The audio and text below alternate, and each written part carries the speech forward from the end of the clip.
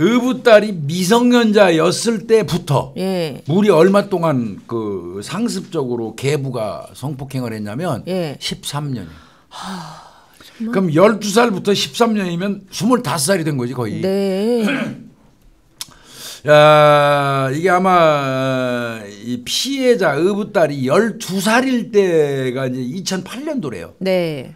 그때 12살일 때부터 시작해가지고 13년 동안 수시로 성폭행하고 강제 추행을 했다고 그러는데 계부가 예. 성폭행 횟수만 수천 번에 달한대요. 기가 막히죠. 이제 이게 아마 어려서부터 이제 완전히 아버지로서 군림하면서 꽉 눌러놓고 네. 그리고 이제 가스라이팅한 것 같습니다. 글루밍이나 뭐 네, 이제 그루밍. 그루밍, 네. 길들이기, 네. 예, 뭐 이런 식으로 하다가 네. 어느 날 이제 가족 전체가 뉴질랜드로 이민을 갔어. 그 사이에 그 중간에요. 사이에 있다가 네, 이민을 네. 갔어. 네. 근데 이민을 가가지고 2015년도에 이제 이 그 피해자가 네. 한국에 귀국을 일시적으로 귀국을 해요. 네, 네. 그러니까 바꿔서 얘기하면 2008년도에 12살이었을 때부터 계속 그 글루밍 당하다가. 당해갖고 그게 성폭행 계부가 하는 짓이 네. 나한테 범행이라는 인식을 못하고 있다가 네.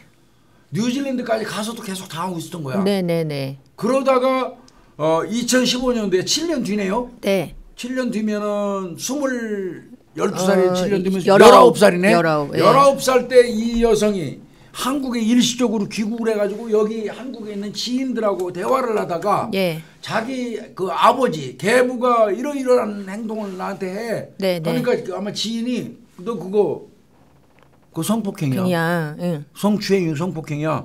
이런 식으로 아마 이제 그 얘기를 해준 것 같아. 예. 그때 이제 이 그 딸도 19살 딸도 그렇구나. 내가 이게 12살부터 아버지한테 추행당해온 거구나 이게.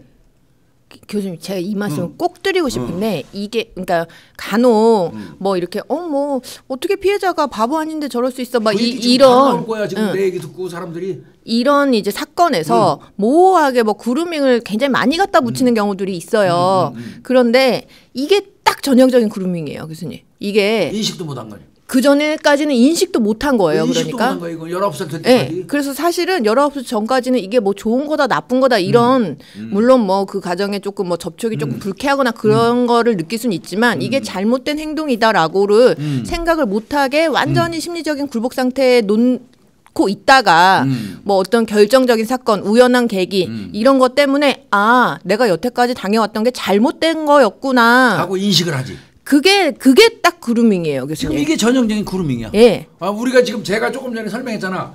12살 때부터 계속 당했어. 그리고 저 뉴질랜드 가서도 그냥 계속 당했어. 네. 그리고 19살에 갖고 한국에 일시적으로 귀국해서 자기 친구들하고 얘기하는 과정에서 계부가 의붓아빠가 어떻게 한다고 얘기했더니 이 친구가 너 그거 성폭행 당하는 거야 하고 얘기하니까 그때서 정말이야 내가 성폭행이야 이게 지금 예. 우리 저 의붓아빠가 나한테 한 게 그동안 나는 그냥 이렇게 인식을 했다는 거야. 그렇죠. 그게 완벽한 그루밍인 거예요. 교수님. 근데 이제 일반적인 사람들은 이제 말이 돼? 말도 안 되지. 19살짜리가 그것도 그걸 몰랐다는 몰라. 게 이렇게 말할 수 있거든요. 근데 그게 아니라는 거죠. 그러니까 그쵸? 전형적인 그루밍 이게 당하는 딱 거지. 그러니까 사실 간혹 그런 상태 있거든요. 내가 사실은 다 알고 있고 이게 피해인 거 알고 너무너무 싫고 벗어나고 싶었지만 여건상. 계속 당해왔다라고 하는 것도 일종의 뭐 심리적인 굴복 상태나 억압 상태는 맞아요. 그런데 이거는 정말 인식도. 완전히 이렇게 이야기하는 이건 정말 명명백백하게 그루밍이다라고는 조금 차이가 있잖아요. 맞죠? 예, 맞죠? 요게 딱 그루밍인 거예요. 그러니까 네. 얘는 아마 인식이 거의 없었던 것 같아요. 그러니까 한국에 와서 지인 만나기 전에는. 아빠랑 딸들은 다 그렇게 하나 그런 줄 봐. 알았던 아빠가 내가 예쁘니까 이렇게 하나 봐. 물론 그런 식으로 계속 그루밍을 했겠죠. 그런 예. 거야. 그러니까 이제 이때 깜짝 놀래가지고 바로 이제 자기가 살고 있는 뉴질랜드 돌아갔어. 예. 가가지고 뉴질랜드 경찰에 바로 고소해버린 거예요. 해야죠. 이거는 예. 내가 당한 거라고 경찰에 신고를 한 거예요. 네네. 신고를 하니까 그 의붓아빠 이놈은 바로 한국으로 또 도망가 버렸어. 아이고 지금 그러니까 뉴질랜드 경찰관들이 보니까 이거 한국으로 가버린 거예요. 도저히. 예. 그 수사가 일단 중단된 거겠지. 네. 그러니까 이제 6월달에 예. 이 피해자가 한국에 한국에 와서. 도망간 거 알 거 아니야. 예. 한국에 와가지고 서초 경찰서에 고소장 내버린 거야. 그래요. 맞아요. 한국 경찰한테 예. 조사해달라고. 그래서 이제 서초 경찰서에서 이제 수사에 착수를 했는데 물론 이게 이제 물증 찾는 게 굉장히 중요해요. 물증이랑 해야지 진술밖에는 없겠죠. 이게 좀 어려워 이게. 지금. 너무 또 과거 사건부터 있었을 거 아니겠어요. 이게 좀 증거 확보하는 게 좀 애로가 좀 있을 것 같고요. 네. 어찌됐건 뉴질랜드에서도 어떤 혐의로 그 수사가 개시됐으니까 한국에서 피의자를 지금 확보했잖아요. 네네. 그럼 뉴질랜드에서 조사했던 고소장 접수 사건을 우리 일로 갖고 와야 돼요. 그렇죠. 이 뉴질랜드에서 사건이니까. 발생했던 사건을 그걸 또 일로 보내줘야 되니까 인터폴 통해서 받을 수밖에 없죠. 네네. 그렇게 해서 아마 이제 뉴질랜드 경찰 수사 기록까지 합쳐가지고 네. 서초서에서 아마 이 처리를 할 것 같은데 하여튼 요거는 지금 충남 천안에서 체포가 됐고 일단은 구속은 됐어요. 네. 구속은 됐는데 이게 이제 제가 문제는 이거 입증이 문제예요. 입증이 12살부터 지금 현재까지니까 그렇죠. 나이가 좀 25살 된 거 아니에요. 그런 정도 됐죠. 그러면 이 나이 될 때까지 이거를 어떤 식으로 입증해? 일기 같은 거 써는 게 있으면 좀 유용하거든요. 예. 일기, 메모, SNS에 뭐 누구한테 하소연한 거, 네.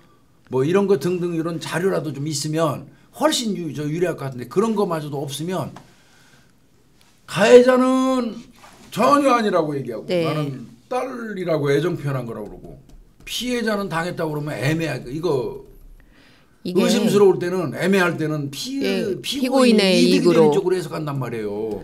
이게 굉장히 걱정돼 이거. 아마 제가 예상컨대 2015년에 깨달았다고 했잖아요. 그러니까 그 이후부터는 자료 있을까요? 그 이전에는 없을 가능성이 많고. 왜냐하면 뭐가 이상하다고 생각을 해야 쓸 거 아니겠어요. 근데 아마 이제 그 2015년 이후에는 조금 뭐가 있을 가능성도 좀 있어 보이고요. 그렇겠다. 네. 2008년도에 12살일 때부터 시작됐거든요. 예. 그때부터 2015년 19살이 될 때까지 약 7년간은 없을 수도 있어. 자각을 못했으니까. 인식 자체를 못했잖아요. 저 아빠가 의붓아빠가 나한테 하는 행위가 네. 이 성폭행이고 성추행이라는 거 몰랐다고 쳐. 네, 몰랐던 것 같아 지금.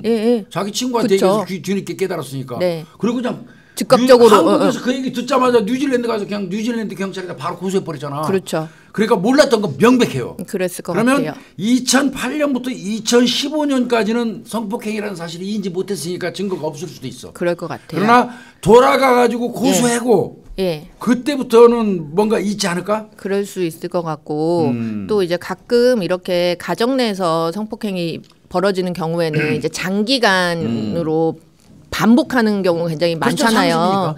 그럼 이런 사건들은 보면은 대체적으로 이제 진술이 굉장히 중요하더라고요.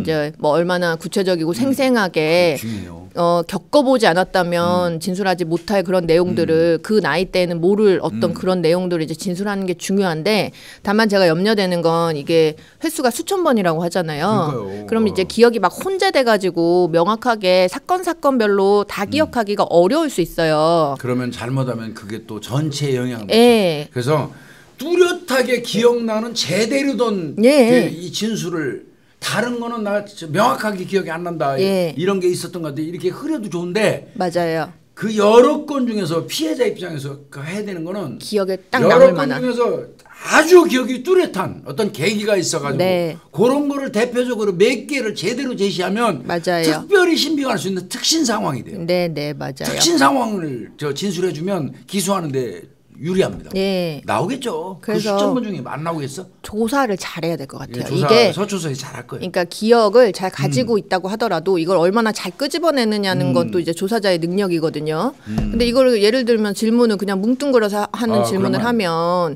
답도 뭉뚱그려서 나올 수밖에 없잖아요. 그래서 이제 이 조사가 아주 잘 진행돼야 될 필요가 있을 것 같고 교수님 근데 이 사건에서 안타까운 점이 있었잖아요. 그 어머니가 이 사실을 알고 나서 극단적인 선택을 하셨다고 하죠. 엄마는 놀란 거지. 내 딸이 12살 때부터 내 남편한테 그렇게 당해왔단 말이야. 그거 내가 모르고 내가 몰랐다. 죄책감이죠. 그렇죠. 그러니까 그냥 아마 극단적인 선택을 해버린 것 같아요. 이거 지금 엄마가 그 사망했으니 이거 어떡하면 좋아. 그러니까요.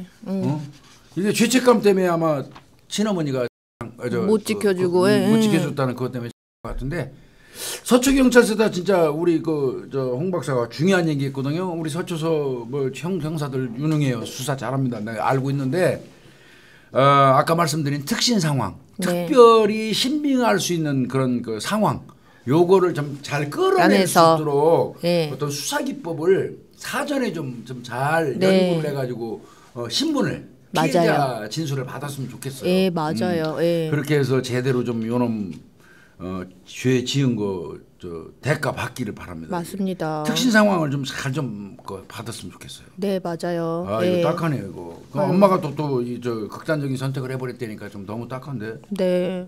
이게 뭐야? 이게 저 피해자 입장에서는 어린 나이에 이게 자기가 당하는 것도 모르고 수천 번에 걸쳐서 성폭행 당해 왔고, 예. 또 그래서 피해를 본 거고, 뒤늦게라도 얼마나 배신감 느꼈겠어 아버지에 대해서. 예. 그런데다가 엄마가 또 버리서니 이거 어떻게 하면 좋아 이거. 그렇죠. 또 이제 앞으로 이런 상태에서 이제 조사나 이런 게 진행될 거잖아요. 재판이나. 그러니까. 그러니까 얼마나 마음이 힘들겠어요. 진짜 이거 피해자 이거 보호 제도 예. 잘 이용해서 피해자도 진료도 해주고 치료해줘도 되고 위로도 하면서 예, 맞아요. 요 수사건 진행했으면 좋을 것 같아요. 네, 맞습니다. 아 이런 놈들이 진짜 이게 사람에게. 근데 이제 아마 이 계부는 아니 그냥 이런 그 통상적인 범위 내에서 그렇게 내가 얘기할 거야. 예뻐한 거다 이렇게 이제 주장을 하겠죠. 증거가 없다는 걸 본인도 알 알죠, 거니까요. 알죠. 요거는 좀 뭐가 나오겠죠, 그래도. 나오겠죠.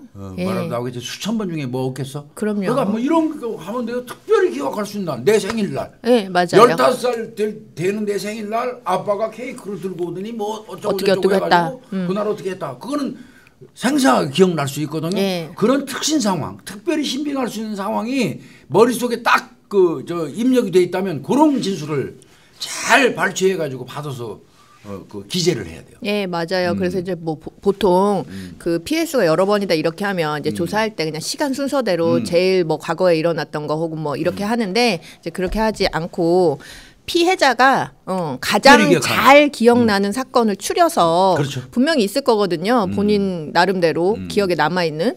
예. 그런 거를 좀 추리면 유리할겁니다. 아마 뭐 서초서에서 아마 잘 하겠죠. 하겠죠. 네. 예. 믿겠습니다. 좀 이거는 상응한 만큼의 대가 받았으면 좋겠어요. 네. 나쁜 놈의 새끼 이런 짐승들이 많아. 그러니까요.